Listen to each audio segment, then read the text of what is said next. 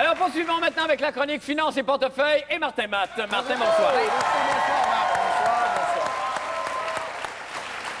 C'est une chronique ce soir un petit peu plus technique. Je veux parler des finances. On me dit souvent, je connais rien là-dedans. Tu sais, quand on dit ça, on connaît pas les chiffres, on connaît pas les pages de la bourse. Si on prend juste la page couverture de la presse, on peut la voir à l'écran. Oui. Il n'y a pas la page couverture du cahier Affaires. Ils font un résumé un petit peu des choses les plus importantes. Les indices boursiers, le changement qu'il y a eu dans la journée, le cours du pétrole. Si je prends, vous voyez ici, il y a Nasdaq et Nasdaq. On se demande un peu pourquoi. C'est qu'il y a le Nasdaq au Canada et le Nasdaq international de New York. OK, je comprends. Alors, juste les chiffres. Là, on voit des petits chiffres, puis on ne sait pas c'est quoi. Je vais le faire le plus simple possible pour essayer que vous me suiviez.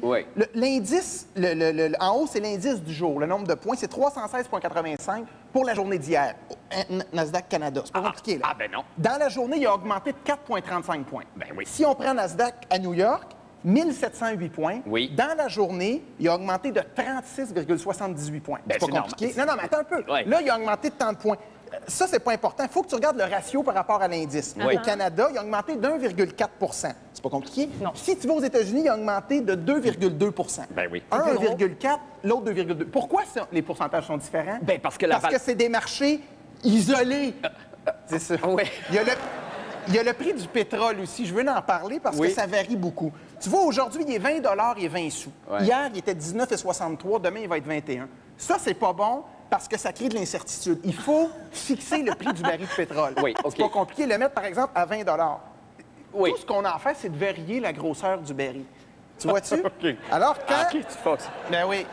Alors, ce qu'on fait, quand le garagiste va aller s'acheter son baril, on s'est prouvé qu'à l'œil, un baril de 80 litres, si le lendemain, il est 78, il ne verra pas la différence. Ben non, c'est bien Alors, sûr. il achète son baril, tout ce qu'il va dire, je vais faire une dramatisation, il paye son baril 20 le lendemain, il retourne et dit, je veux un autre baril, tu sais combien? Ben 20 le prix est fixé.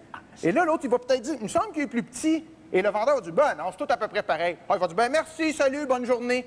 Tu vois, il souhaite une bonne journée au vendeur. Il n'y a pas d'amertume. Il ne sait pas. Ben non, c'est la bonne journée. Il ne sait pas. Il se sent bien là-dedans. Pétrole, quand je dis ça, le prix du pétrole, ça vient d'où, ça, le pétrole? Le pétrole, ben ça vient des pays arabes. Ben, des pays arabes, mais qui l'a trouvé? D'où vient le mot pétrole? C'est justement un immigrant, pas vietnamien, je vais dire vietnamien, mexicain, qui habitait en Arabie, un pêcheur, il s'appelait Pedro Maya, c'est vrai, et il habitait sur le bord d'un petit lac.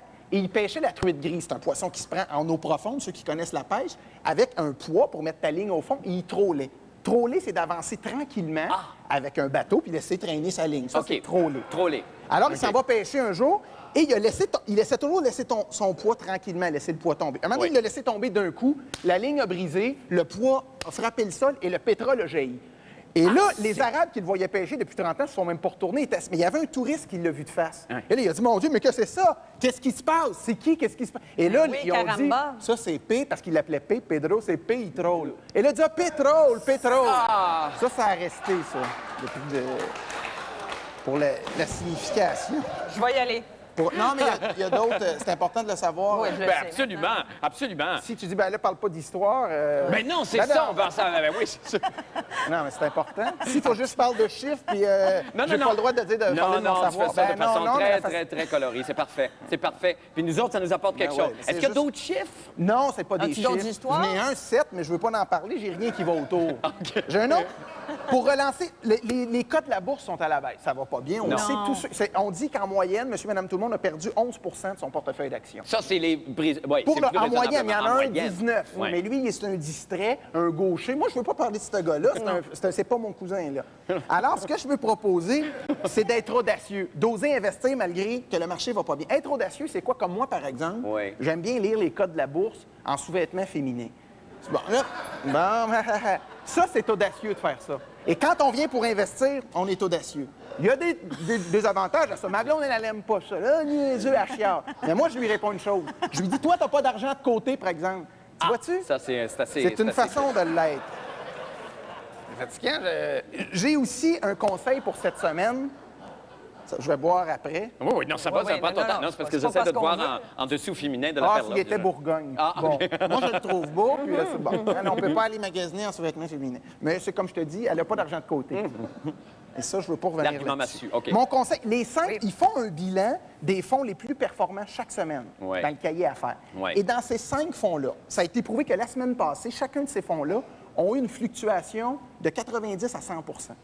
Fait que dans la semaine, le fonds a été 100 plus bas et 100 plus haut. Ceux qui l'ont acheté au plus bas ont fait une fortune. Ceux qui l'ont acheté au plus haut ont tout perdu. Évidemment. Donc, mon conseil, investissez au bon moment.